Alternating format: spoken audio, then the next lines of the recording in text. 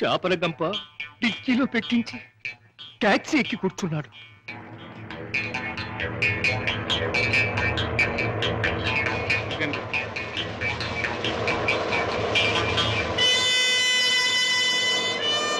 Stop stop stop. వెనకాల dicky తెరు.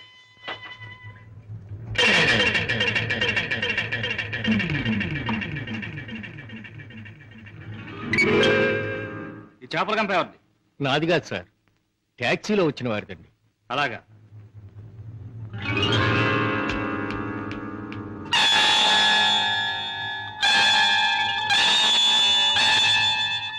ఏరా చాలా తెలివి మీరిపోయారా మీరు?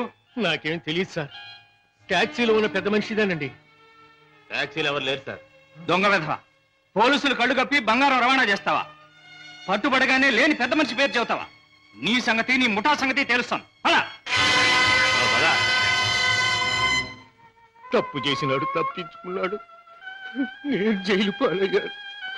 బాబుగారు, రోగిస్తే నా భార్య, విటోడైన నా కొడుకు, మొగుడు విడిచిపెట్టిన నా కూతురు, నేను లేకపోతే అనాథలైపోతారు బాబు. రంగయ్య, బాధపడక. నేరస్తుడు తప్పించుకుపోలేడు. అన్యాయంగా చట్టం చేతిలో ఎరుకున్న నిన్ను నేను కాపాడతాను. నీ టాక్సీలో ఎక్కిన మనిషి ఎలా ఉంటాడు, ఏమేం మాట్లాడాడు, అవన్నీ చెప్తావా? ఏ టాక్సీ వస్తావా? నా పేరేం టాక్సీ కాదయ్యా. నీ పేరు ఏంటో తెలుసుకునే టైం లేదు నాకు. వస్తావా లేదా? అయ్యయ్యో ఉండవయ్యా, రావటానికే కదా ఉన్నాం. అయితే మీరు ఆ బొట్టు తీసుకెళ్ళి దిక్కులు పెట్టు.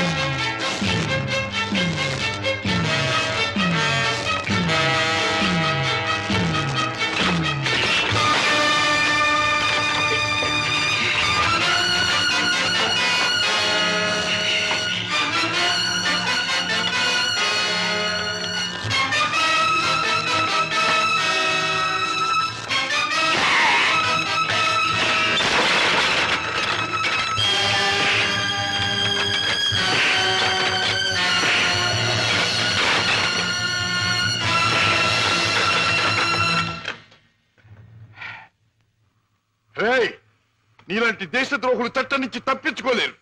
నీలాంటి దుర్మార్గులు ఈ స్మగ్లింగ్ నేరాలు చేస్తూ ఉంటే పాప అమాయకులు శిక్షించబడుతున్నారు. నువ్వు చేసిన వెధోపరికి పాప టాక్సీ డ్రైవర్ జైలు పాలయ్యాడు.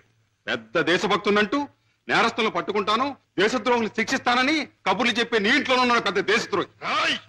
మీ నాన్న ఒక పెద్ద స్మగ్లర్ చేస్తాం.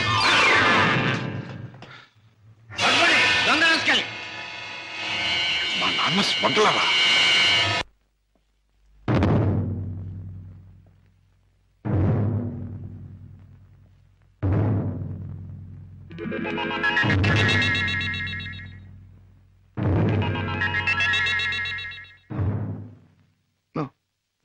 నేను నమ్మలేను.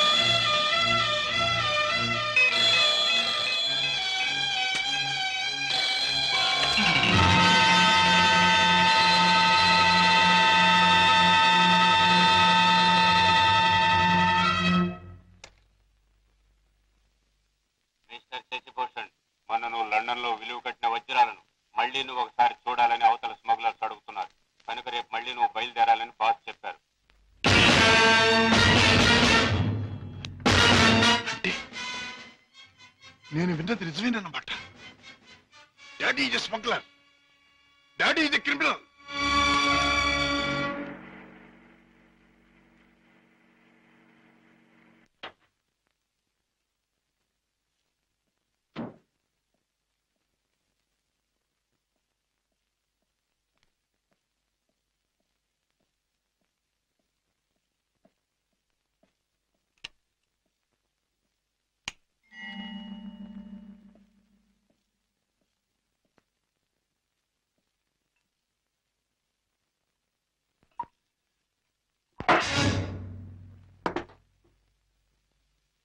నాకు పోయండి రాజా. అవును, తెలిసిన నిజాన్ని తట్టుకోవాలంటే తాగక తప్పదు. తప్పనిసరిగా నీతో తాగించే ఆ తెలిసిన నిజాలేమిటి? నీకు తెలియదంటారా? నీకేం తెలిసిందంటాను. ఏనాడో తెలియవలసింది, లేదా ఎప్పటికీ తెలియకూడదు తెలిసింది. నేను దండం పెట్టే దేవుడు దారుణమైన రాక్షసుడని తెలిసింది. అన్నం పెట్టి చేయి అన్యాయంతో చేయి కలిపిందని తెలిసి. రాజా, అవుండే మిమ్మల్ని గురించి భయంకరమైన నిజం ఒకటి తెలిసింది. మీరు చేసేది స్మగ్లింగ్ అని తెలిసింది. మీరు నేరస్తులని తెలిసింది. తెలియగానే నేను నమ్మలేదు. ఇప్పటికీ నమ్మాలంటే నా మనసు ఒప్పుకోవటం లేదు. అందుకే మీ నోటి వంటి మీ మాటగా మీరే చెప్పండి డాడీ, మీరు నేరస్తులేనా? చట్టం దృష్టిలో దోషులేనా? మీరు చేసేది సంఘానికి దేశానికి ద్రోహమేనా? చెప్పండి డాడీ, చెప్పండి. మై డియర్ బాయ్, నీకు తెలిసిందంతా నిజమే.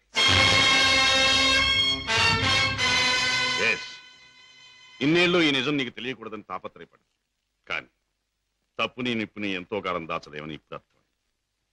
రాజా, నేను పట్టుబడిన నేరస్తు. నేను చేసేది చట్టానికి వ్యతిరేకమైంది. అంటే ఇంతకాలం మీరు నాకు పెట్టిన అన్నం, నేర్పించిన చదువు, ఏర్పరిచిన సౌకర్యాలు, తీర్చిన సరదాలు అన్నీ అన్యాయపార్జనతో సమకూర్చినవి, అంతా పాపిష్టి సొమ్ముతో తెచ్చినదేనా? డాడీ, దౌర్భాగ్యపు డబ్బు కోసం, అస్థిరమైన ఐశ్వర్యం కోసం మీరు అవినీతికి దిగుదారా? లేదురా, లేదు.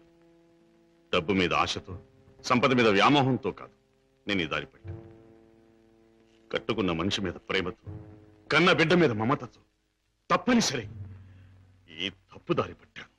డాడీ, పసివాడిగా ఉన్నప్పుడు నీకు పాలు లేక, జబ్బుతో మంచంలో ఉన్న మీ అమ్మకు మందు లేక, నిరుద్యోగిగా ఉన్న నాకు వేరే దారి లేక వీధిన పడ్డాను. మానవ అభిమానం విడిచి తెలిసిన ప్రతివాడి ముందు చెయ్యి చాపాను. నా భార్య బిడ్డలను రక్షించమని అడిగాను, అర్థించాను, ప్రార్థించాను. కానీ ఏ ఒక్కడూ పట్టించుకోలేదు. మనిషికి మనిషి సాయపడని ఈ లోకంలో సాయపడేది మనిషి సృష్టించిన డబ్బే. నా భార్య బిడ్డలు బ్రతికించుకోవడం కోసం, ఆ డబ్బు కోసం జీవితంలో మొదటిసారిగా తప్పుదారి తొక్కాను. ఆ పైన ఆ పిల్లల్ని పెంచుకోవడానికి, 2 పూట్ల అన్నం పెట్టుకోవడానికి అరణ్యం లాంటి ఈ లోకంలో ఆ తప్పుదారి నాకు తప్పలేదు. Those unavoidable circumstances have driven me to this state. Daddy, ప్రతి నేరస్తుడు తాను చేసింది న్యాయమని చెప్పుకోవడానికి తగినంత కారణం ఉండొచ్చు, కథ ఉండొచ్చు. కానీ ఎంత మాత్రాన అతను చేసింది నేరం కాకపోదు. రాజా, కన్న బిడ్డలకి తిండి పెట్టడం కోసం ఒక జంతువు మరొక జంతువుని చంపుతుంది. దాని సృష్టి సహజం అంటాం. వాటికున్న ప్రేమానురాగాలు మనుషులకు ఉండకూడదంటావా? ఆ ప్రేమానురాగాల వల్ల చేసే పనిని తప్పంటావా? ప్రేమానురాగాలు ఉండొచ్చు, కానీ జంతువుల కంటే మనుషులు ఎన్నో వేల రెట్లు గొప్ప ప్రాణులు కనుక ధర్మం, న్యాయం సంగతి కూడా ఆలోచించాలి. అయితే ఒక తండ్రిగా నా బిడ్డల్ని నేను రక్షించుకోవటం నాకు న్యాయం. వాళ్ళ కోసం ఏ పని చేసినా అది నాకు ధర్మమే. డాడీ, మా మీద మీకు గల ప్రేమ మిమ్మల్ని నేరస్తుడిగా మార్చినందుకు నేనెంతో జాలిపడుతున్నా. ఇంతకాలం ఆ పాపిష్టముతో మమ్మల్ని పోషించే కంటే ఆనాడే మా ప్రాణం తీసినా బాగుండే. రాజా, నువ్వు ఒక బిడ్డగా తండ్రి అయి ఉంటే ఈ మాట అనలేకపోయేవాడు, ఆ పని చెయ్యలేకపోయేవాడు. డాడీ, బిడ్డని చెప్పలేకపోతే నేనైనా చచ్చిపోయేవాడిని, కానీ మీరా తప్పులు మాత్రం చేసేవాడిని కాదు. ఇంతకాలం ఈ పాపిష్టి సొమ్ము తిన్నానంటే చచ్చా నా మీద నాకే అసహ్యం వేస్తుంది. అన్యాయపార్జనతో న్యాయవాద వృత్తి చదివానంటే నా మీద నాకే కోపం వస్తుంది. ఇంట్లో నేరస్తుని ఉంచుకుని బయట నేరస్తుని విచారించి జైలుకి పంపుతున్నానంటే నా మీద నాకే no no no no no I can't stay here for a minute. నేను ఇంట్లో ఒక క్షణం కూడా ఉండదు. రాజా, రాజా, ఒక్క మాట. ఆడపిల్ల కన్నవాళ్ళని వదిలిపెట్టి వెళ్ళడం సహజం. కానీ కన్నకుడు కడదాకా కన్నవాళ్లతోనే ఉంటాడు. పోయాక కాటిదాకా సాయం వస్తాడు. కొరివి పెట్టి సాగనంపుతాడు. ఆశతో నీ మీదే ప్రాణాలన్నీ పెట్టుకున్న ఈ డాడీని అర్ధంతరంగా ఒంటరిని చేసి వెళ్ళిపోతావా? డాడీ, నేను వెళ్ళిపోతున్నది అన్యాయపాలయం లాంటి ఇంట్లో నుంచి, చట్టాన్ని వ్యతిరేకించిన ఒక నేరస్తుడి నుంచి. అంతేకాని మా డాడీ మనసులో నుంచి కాదు. నేనే మీకు కావాలనుకుంటే బ్రతికిన మీ జీవితాన్ని, సంపాదించిన ఆస్తిపాస్తుల్ని, మీ ఇంటిని, మీ సర్వస్వాన్ని మీరు వదులుకోవాలి. ఒక సామాన్యమైన మనిషిగా, మమత నిండి ఉన్న ఒక మామూలు తండ్రిగా ఎప్పుడు మీరు నా గడపలోకి అడుగు పెడతారో అప్పుడు ఆప్యాయతో మీ చేయి అందుకుంటా, ఆదరంతో మిమ్మల్ని లోపలికి తీసుకుపెడతాను. లేకపోతే ఈ కొడుకే మీకు లీడనుకోండి. Good bye. రాజా, రాజా,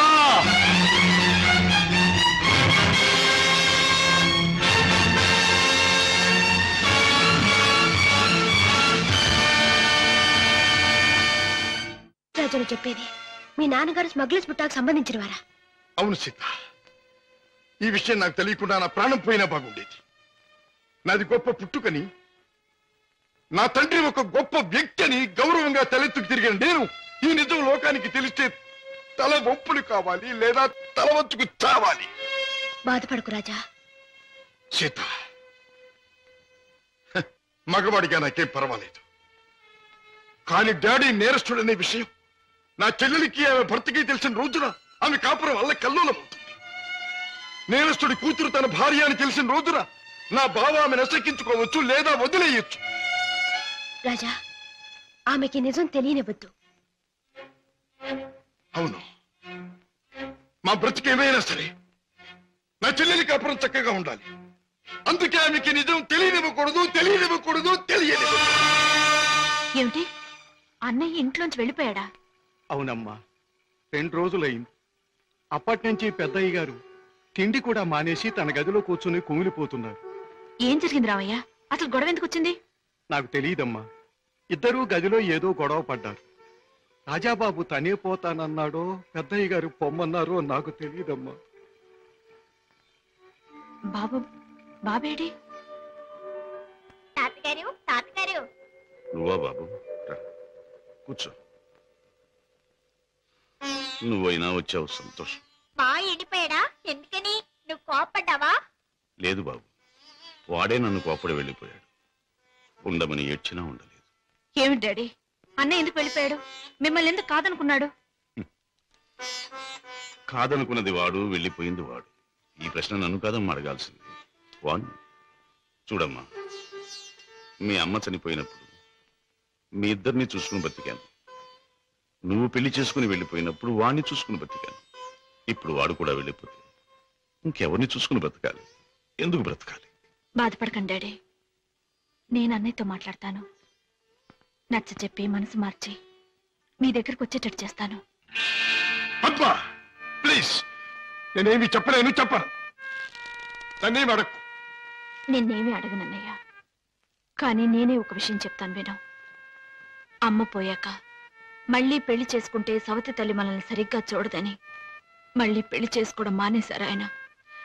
తల్లి లేని లోటు పెంపకంలో తెలియకూడదని తనే తెల్లై మనల్ని పెంచారు. పెరిగొస్తున్న మనమే తన సర్వస్వం అనుకున్నారు.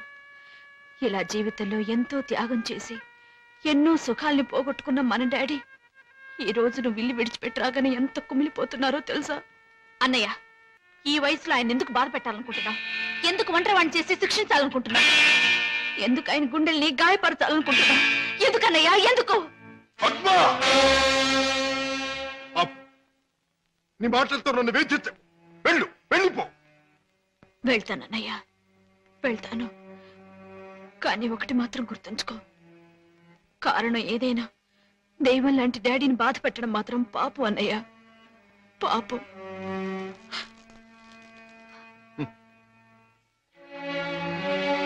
చెల్లెమ్మ, నన్ను పాపి అన్నావు, నేను చేసింది తప్పు అన్నావు. అయినా మరేం పర్వాలేదు.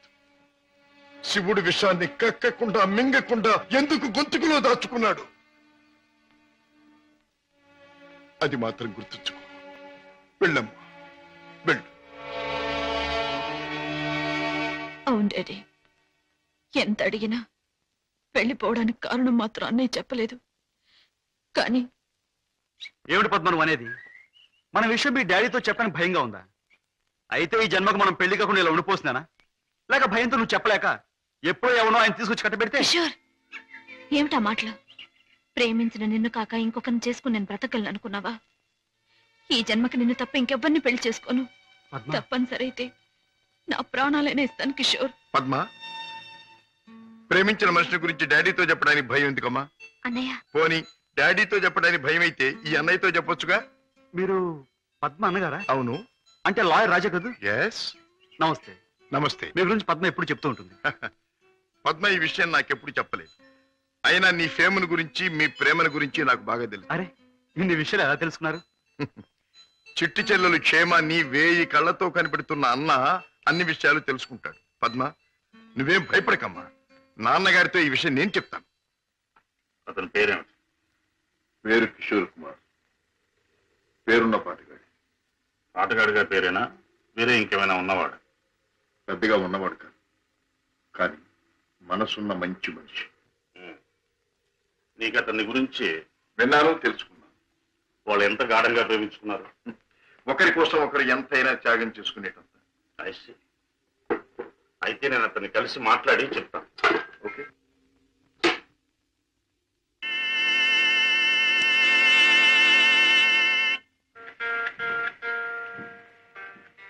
మే I come in? Please come in. You are mister Kishore, I suppose. మీరు? I'm Shashibhushan Rao, multi millionaire, business magnate and Padma's father. నమస్తే. మీరు ఇలా వచ్చినందుకు చాలా సంతోషంగా ఉంది. ప్లీజ్ కూర్చోండి సార్. ఎక్కడ కూర్చోవాలి? మా ఇంటి నౌకరు కూడా కూర్చోడానికి సందేహించే ఈ సోఫాలోనా? మా కారు డ్రైవర్ కూడా కూర్చోడానికి ఇబ్బంది పడే ఈ కుర్చీలోనా?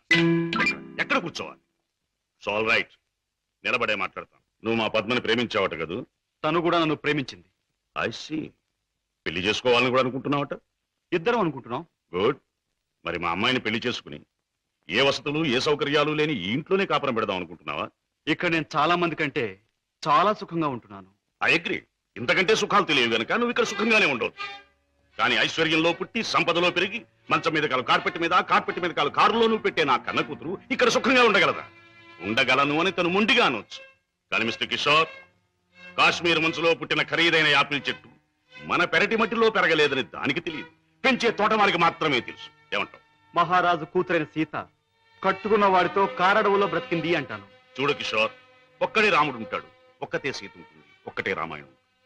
అందరూ రాముళ్ళు కారు, అందరూ సీతలు కారు, అన్ని జీవితాలు రామాయణాలు కారు. అంతేకాదు, ఆనాటి సీతకు అడవిలో ముందుదయ్యే కష్టాలు, రావణాసురుడి సంగతి తెలియక వెర్రి తల్లి వెళ్ళింది. ఆమె జీవితం చదువుకున్న ఈ కాలపు ఏ ఆడపిల్ల అడవిలోకి అడుగు పెట్టదు, పెట్టబోయినా కన్న తండ్రి అడ్డుపడతాడు. అంటే మీరు మా పెళ్లికి ఒప్పుకోనంటారా?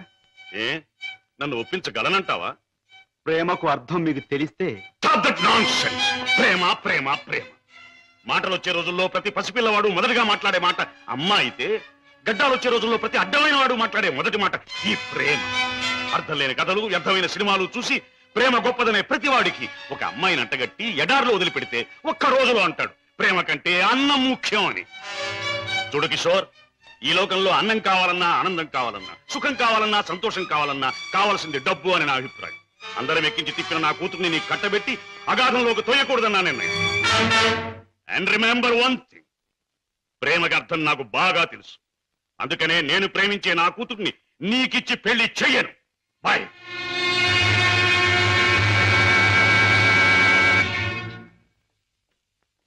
డాడీ, కిషోర్ని కలిశారా? ఎస్ అన్ని విషయాలు మాట్లాడారా? ఎస్ పెళ్లి ముహూర్తం నిశ్చయించారా? ఎస్, నిర్ణయించాను. రాజా, నేను ఇవాళ అర్జెంటుగా హాంకాంగ్ పెడుతున్నాను. వారం రోజుల్లో తిరిగి వస్తాను. నేను వచ్చిన 2వ రోజునే పద్మకి పెళ్లి. బట్ వన్ థింగ్, పద్మ పెళ్లి జరిగేది కిషోర్తో కాదు, నా స్నేహితుడైన కోటీశ్వరుని కొడుకుతో. డాడీ, ఎస్, ఇది నా తుది నిర్ణయం. It's final.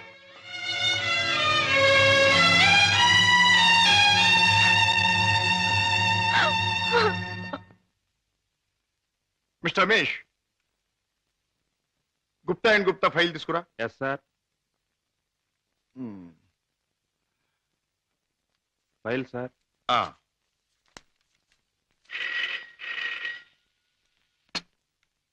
Hello, Raja speaking. నేనే అన్నయ్య. దురదృష్టవంతురాలైన నీ చెల్లెలు పద్మని. అన్నయ్య, పసితనంలో నా తొలి పలుకులు నువ్వు విన్నావు. ఇప్పుడు నా తుది పలుకులు వింటున్నావు. అమ్మా, ఏమిటమ్మా నువ్వు మాట్లాడేది? తుది పలుకులు అంటున్నావు ఏమిటమ్మా? అంటే ఇవి నేను పోయే ముందు చెప్పే ఆఖరి మాటలన్నయ్య. ఇంకొంతసేపట్లో నేను చావబోతున్నాను. ఏమిటి పద్మ నువ్వు అనేది? తమాషాగా మాట్లాడుతున్నావా? లేదన్నయ్య, నిజమే చెప్తున్నాను. కోరుకున్న మనిషికి చేరువ కాలేను నేను. అందరికీ దూరంగా వెళ్ళిపోతున్నాను. నా ముందు ఎన్నో నిద్ర మాత్రలున్నాయి. అంత పని చేయొద్దమ్మా. నా మీద నీ గౌరవం ఉంటే ఆ నిద్ర మాత్రం ముట్టుకోకమ్మా. డాడీకి చెప్పి నీకు కిషోర్కి పెళ్లి నేను జరిపిస్తానమ్మా. నా మాట నమ్మమ్మా, నా మాట నమ్ము. లేదన్నయ్య, డాడీ నా ఇష్టానికి ఒప్పుకోరు. ఆయన ఇష్టానికి నా మనసు అంగీకరించదు. అందుకే అమ్మ దగ్గరికి వెళ్ళిపోతున్నానన్నయ్య. నా గొంతులోకి మరికొన్ని మాత్రలు వెళ్ళిపోతున్నాయి. పద్మ, పద్మ, వద్దమ్మా, అంత పని చేయకమ్మా. నువ్వు ఎక్కడి నుంచి మాట్లాడుతున్నావమ్మా? ఇంటి దగ్గర నుంచేనా? కాదన్నయ్య, ఇంట్లో అయితే చచ్చేటప్పుడు కూడా డాడీకి భయపడుతూ చావాలి. అందుకే ఊళ్ళో లేని ఒక స్నేహితురాలు ఇంటికి వచ్చి. రమేష్ సార్, నువ్వు పక్క ఫ్లాట్కి వెళ్ళి ఎక్స్చేంజ్ ఫోన్ చేసి ఏ అడ్రస్ నుంచి ఈ ఫోన్ కాల్ వచ్చిందో తెలుసుకో. అమ్మా, నువ్వు చావడం తప్పమ్మా. భగవంతుడి ఇచ్చిన బ్రతుకు చివరిదాకా బ్రతకాలమ్మా. కొన్ని బ్రతుకులు సవ్యంగా అంతమవక ఇలా అర్థాంతరంగా పోతూనే ఉంటాయి. చెల్లెమ్మా, address sir. Padma, Padma. Mister Raja, మీ చెల్లెలికి ఏమీ ప్రమాదం లేదు. స్టమక్ వాష్ చేసి గండం నుంచి బయటపడేట్టు చేశాం. స్పృహ వచ్చింది, వెళ్ళి చూడొచ్చు. Thank you very much. ఎంత సాహసం చేశావు. నిన్ను రక్షించుకోలేకపోతే ఈ అన్న జీవితాంతం కుమిలి కుమిలి బాధపడేవాడు. నన్నెందుకు రక్షించావయ్యా? ఎందుకు కిషోర్తో నీ పెళ్లి జరిపించి నీ జీవితం కలకల్లాడుతూ ఉండేటట్టు చేయటానికి. అవును, డాడీ రాకుండానే దగ్గరుండి మీ పెళ్లి జరిపించడం. మూడు ముళ్ళు పడ్డాక ఆయన వచ్చినా మీతో రాజీ పడదు.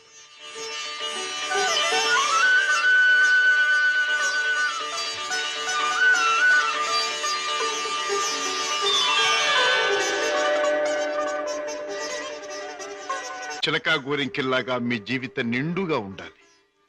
కిషోర్, నువ్వు పాడే పాటలాగే మీ జీవితం మధురాతి మధురం కావాలి. బావా, నేను కోరుకున్న పద్మని నా జీవిత భాగస్వామిగా చేశావు. Thank you very much.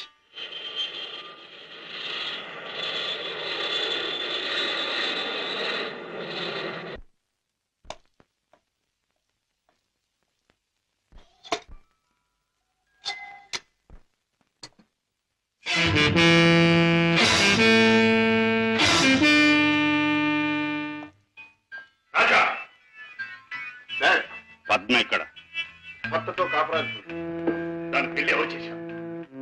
కాని పని కాదు కనుక నేనే చేశాను. కన్నవాణ్ణి నేను కానివాణ్ణి అయ్యానా? నువ్వే నిర్ణయం తీసుకోవడానికి. తప్పుగానప్పుడు తప్పనిసరైనప్పుడు ఎవరైనా నిర్ణయం తీసుకోవచ్చుగా. అయితే నీ మాత్రం ఆలోచన జ్ఞానం నాకు లేవంటావా? ఉండొచ్చు, కానీ మీ ఆలోచన జ్ఞానము చెల్లాయి ఆత్మహత్య చేసుకున్న తర్వాత ఆమెను బ్రతికించలేవుగా. ఆత్మహత్య నుంచి దాన్ని రక్షించావేమో కానీ ఆ లేనివాడి కట్టబెట్టి దాని జీవితాన్ని హత్య చేశావు. కోరుకున్నవాడు లేనివాడైనా వాణ్ణి చేసుకున్న తర్వాత ఆడది అన్నీ ఉన్న అదృష్టవంతురాలుగానే బ్రతుకుతుంది. రాజా, దాని మీద నాకు ప్రేమ లేనట్టు, దాని సంతోషాన్ని సౌఖ్యాన్ని నేను కోరనట్టు మాట్లాడు. దాన్ని ఐశ్వర్యంలో పెంచాలి గనక, ఐశ్వర్యంలో ముంచాలి గనక ఐశ్వర్యవంతుడి చేతిలోనే ఉంచాలనుకున్నాను. అంతేగాని ఆడదాని ఐశ్వర్యం అంతా ఆవిడైదో తనవి. కట్టుకున్నవాడు పెట్టిన బొట్టు, కట్టిన తాలి బొట్టు, తొడిగిన గాజులు, ఉంచుకున్న పూలు, మీరు చెప్పిన ఐశ్వర్యాలన్నిటికంటే గొప్ప. మా చెల్లెలకి అన్నీ ఉంది, అంతకంటే ఇంకేం కావాలి? రాజా, నీకు అన్నీ ఉన్నాయి కాబట్టి ఏం కావాలి అని ప్రశ్నిస్తున్నాను. ఏమీ లేని రోజులు కూడా అనుభవించిన వాడిని కాబట్టి ఏం కావాలో నాకు తెలుసు. జీవితంలో అడుగడుగు నా పాఠాలు నేర్చుకున్న నాకు కొత్త పాఠాలు నేర్పాలనుకో. డాడీ, ఆల్ రైట్, నువ్వు చేయవలసింది ఏదో నువ్వు చేశావు, నేను చేయవలసింది ఏమిటో నేను చేస్తాను. కాఫీ. డాడీ. హలో పద్మ, కులాసగా ఉన్నావా? కూర్చోండి డాడీ. పర్వాలేదు. మిస్టర్ కిషోర్, నువ్వు పద్మను పెళ్లి చేసుకోవటం నాకెందుకు ఇష్టం లేదో నీకు తెలుసు. అయినా నువ్వు చేసుకున్నావు. Anyway, wish you happy married life. Thank you sir. But నాదొక్క కోరిక. ఏమిటది? ఈ లోకంలో నేను నా కొడుకుని కూతుర్ని చూసుకు బ్రతుకుతున్నా. వాడు నా ప్రాణం అన్నా కళ్ళన్నా తక్కువే అవుతుంది. కారణం అంతకంటే ఎక్కువ కనుక. కిషోర్, ఆడపిల్ల కన్నవాళ్ళని, ఉన్న ఇంటిని, ఇంటి పేరుని వదులుకుని పరాయి వాడిని నమ్మి వెళ్ళిపోతుంది. అలా తమను వదిలి వెళ్ళి ఆమె సుఖంగా ఉండాలని ఉన్నంతలో కట్నాలని, కానుకలని, చీరలని, సారెలని ఇచ్చి పంపుతారు కన్నవాళ్ళు.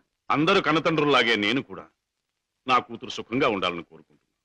అయితే అందరి కన్నతండ్రుల కంటే నేను కలిగిన వాడిని కనుక, నువ్వేమీ లేనివాడివి కనుక ఇది నీకు ఇస్తున్నాను. చెక్ బుక్ నీ ఇష్టం వచ్చినంత డ్రా చేసుకో.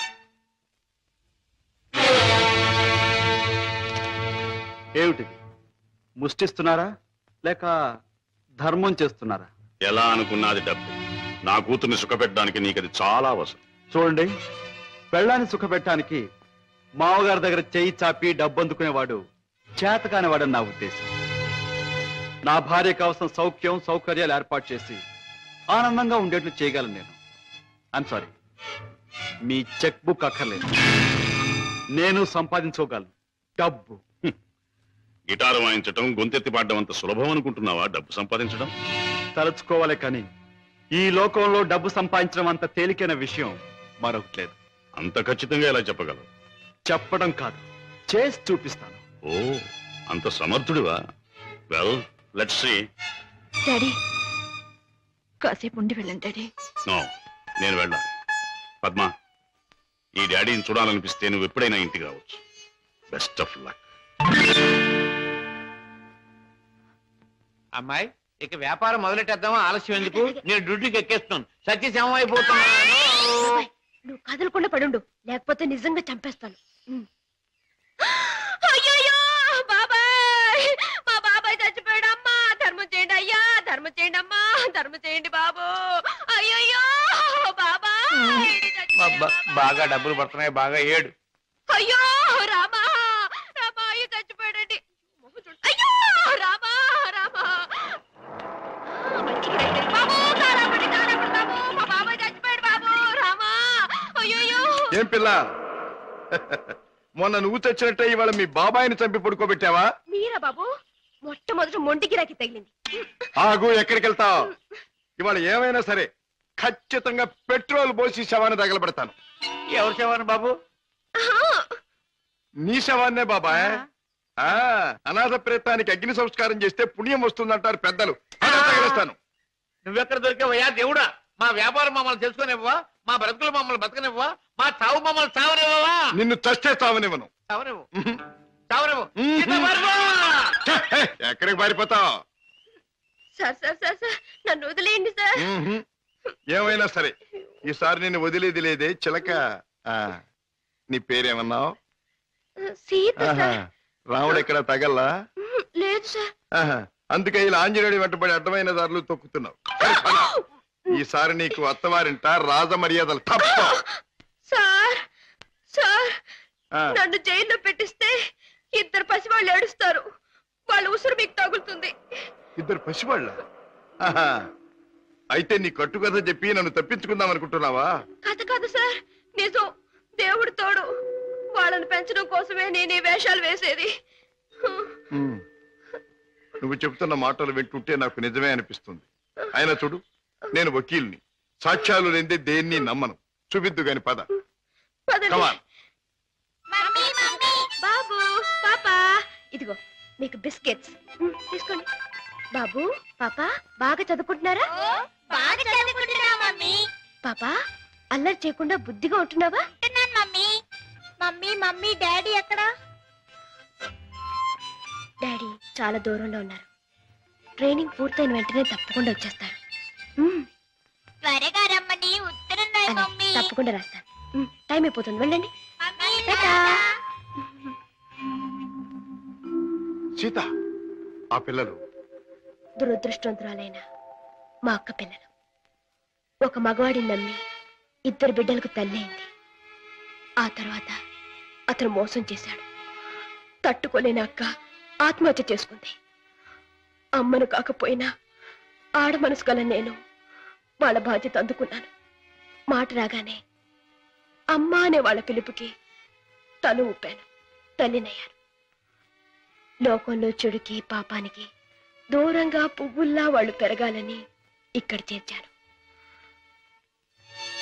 వాళ్ళ పెంపకం కోసం, ఖర్చుల కోసం తప్పనిసరిగా బాబాయ్తో చేరి మోసాలు ఆరంభించాను.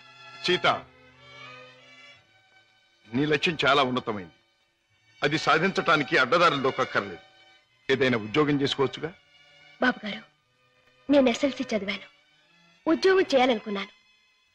కానీ ఆడపిల్ల దీనంగా ఉద్యోగం అడిగితే ప్రతివాడికి మొదట తట్టేది తప్పుడు ఆలోచనే. ఉద్యోగం కోసం పాడయి డబ్బు కోసం పతనం అవటం కంటే మోసం చేయటమే మంచిదనుకున్నాను. సీత, నీ లక్ష్యం తెలిసాక నీ మీద నా గౌరవం పెరిగింది. అందరి మగాళ్ళలాగే నువ్వు నన్ను అంచనా వేయకపోతే నీకు నేను ఉద్యోగం ఇస్తాను. మీరు ఉద్యోగం ఇస్తారా? అవును, నేను లాయర్ని. నువ్వు నా సెక్రటరీగా ఉండొచ్చు. అంతేకాదు, మీ బాబాయ్ కూడా నా ఆఫీసులో బాయ్గా ఉండొచ్చు. దొంగరాముడు, హాయిగా జేబులు కొట్టుకుంటూ 3 జేబులు 6 పరసలుగా ఉండే నీ బ్రతుకు ఇలా తెల్లవారిందిరా. పైగా కాకి డ్రెస్ ఒకటి అస్తమానం పోలీసులు జ్ఞాపకం రావడానికి. I'm very sorry for you man. నువ్వు ఆఫీసులో చేయవలసిన పనులేమిటో చెప్తాను. చెప్పండి బాబు. నో బాబు అండ్ గీబు. You must say boss. అలాగే బాస్. Good, very good. నాకేమైనా ఫోన్స్ వస్తే అవి ఎక్కడి నుంచి వచ్చినాయో నాకు చెప్తూ ఉండాలి. ఎవరైనా క్లయింట్స్ వస్తే మర్యాదగా వాళ్ళని కూర్చోబెట్టి వాళ్ళ వివరాలన్నీ కూడా నాకు చెప్తూ ఉండాలి. నీకు టైప్ వచ్చున్నావు గనక నేను అవసరం వచ్చినప్పుడు చెప్పిన విషయాలన్నీ కూడా టైప్ చేస్తూ ఉండాలి. ఓకే? అది నీ సీట్. వెళ్ళి కూర్చో. సరే, ఇది ఆఫీస్ టైంలో పని. మరి ఆఫీస్ టైం కానప్పుడు? అది ఆఫీసులో చెప్పడానికి వీల్లేదు. ఆ టైం వచ్చినప్పుడు, నాకు అవసరం వచ్చినప్పుడు అలాగే చెప్తాను. గో. ఓకే. గో.